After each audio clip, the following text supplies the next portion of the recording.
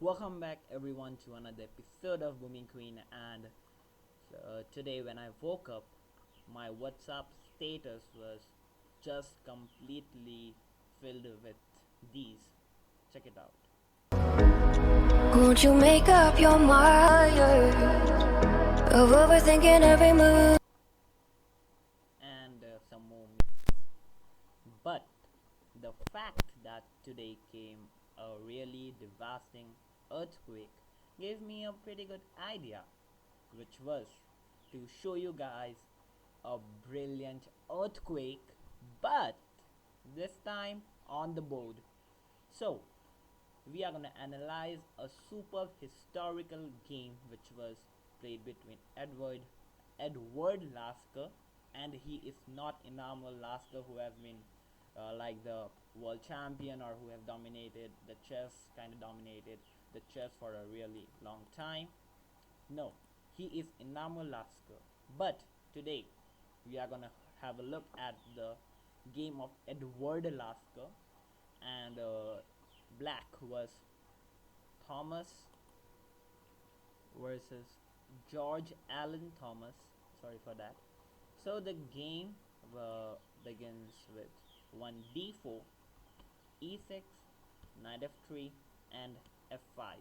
So basically, this structure of black, this is basically the Dutch defense, and kinda you may say kinda drawback is that this whole diagonal kind of opens up for the king, from which the queen may invade, and it could create a great problems for black. However, after f5 we have knight to c3, knight to f6, bishop to g5, bishop e7. So the point is, here after e4 takes, you can take here because the queen is protected, or it's covered with the bishop. But a move earlier here, if here white plays e4, or say black plays some random move like a6, then we have e4, and after take, you cannot really take because your queen hangs. So we have bishop to e7 on the board, after which we have bishop f6, bishop f6, and finally we have e4 on the board, which lead us to this particular position. And here it would have been nice for black if he tries to castle, as he has this open file from which, I'm sorry, from which he could try to attack white.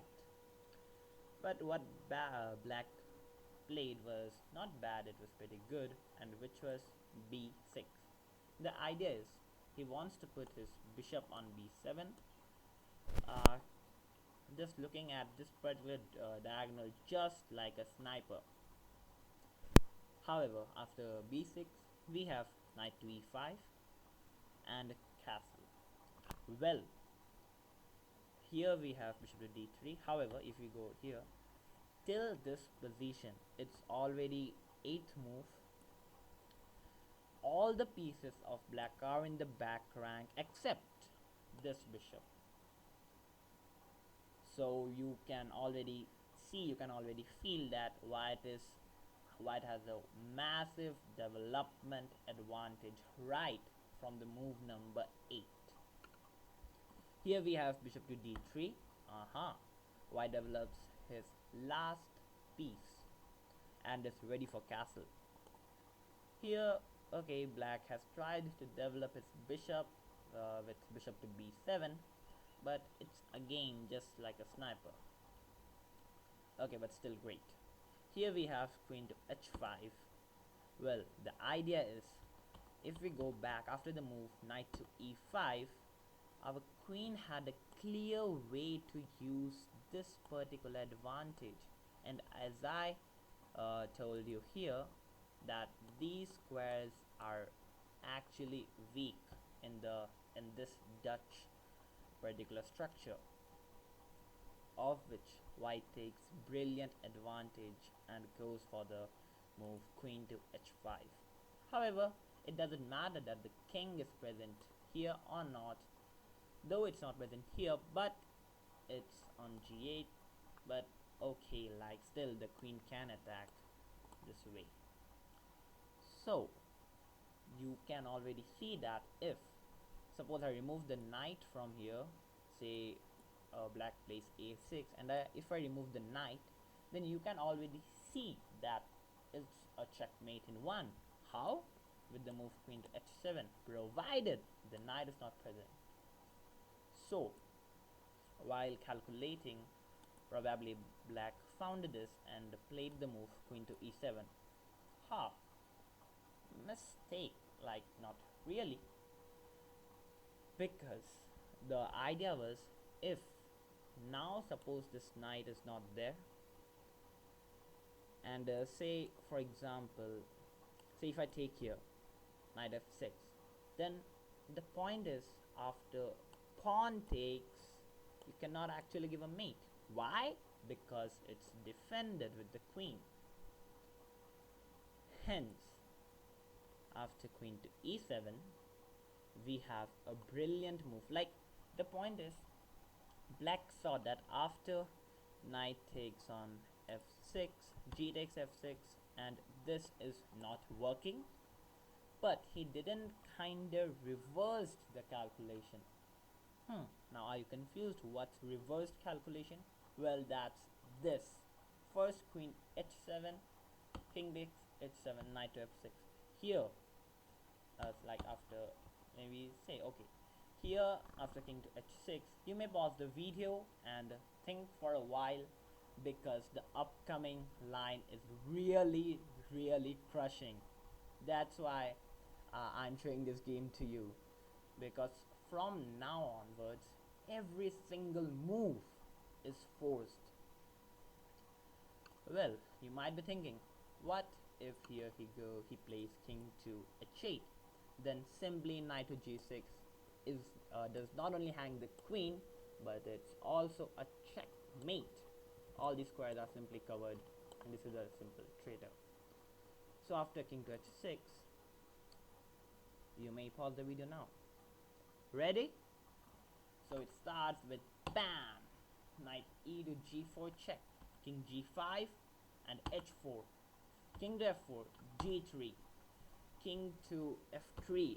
Like, can you feel this, that from this safe position you landed up in this ugly position, in this ugly stuff?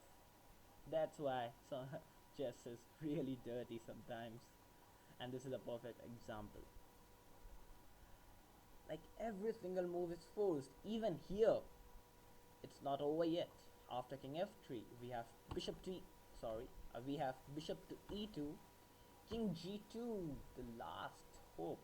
But again, we have rook to h2, king to g1. Oh my god, they're really having a party here. From this safe position where these two kings have no relation with each other, it landed up this ugly position for black. Now probably the coolest way to win this was to long castle, and it's a checkmate. However, Edward Lasker chose the simple way, which is obviously fine, and he played the move king to d2, delivering a checkmate. So that's it for today. How did you like this game? More than the game, did you like this calculation after queen takes h7, this whole long calculation, which is simply amazing? If you do, then do like this video, and if you have some more thoughts on this game or anything else, you can write in the comments below. And the earthquake which came in Assam was really devastating. It had actually crushed many buildings. So, like, yeah, that's it. That's a natural calamity. However, that's it for today. I'll meet you up in some other game.